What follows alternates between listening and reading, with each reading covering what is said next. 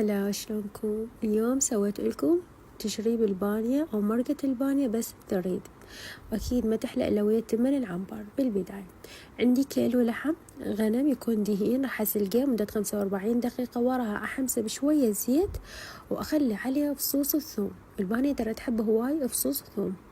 بعد ما تحمسون هاي فصوص الثوم وتطلع ريحتها، راح نضيف احنا البانية المقلميها وغاسليها ومنقعيها، انطيها حمسة سريعة ويا هاي المكونات كلها. وراها اسلقها بكوب من ماء سلق اللحم مدة 5 دقائق أو 10 دقائق. وراها اخلي المعجون واحمسها بهذا الشكل. ورا ما ينحمس المعجون راح اضيف عصير الطماطة، وراح اضيف ماء سلق اللحم، طبعا يطمونه ونكهة كلش طيبة.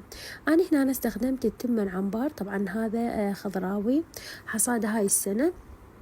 ما احكي لكم على الريحة مالته والطعم يجنن بنات. طبعا تمن عنبر ترى ما يعجن، اللي يعرفون يسووه يعني يطبخوه ابد نهائي ما يعجن. شوفوا شلون نثري. وهنا كمل الطبق مالتنا اللي هو مرقة البانية او ثريد البانية.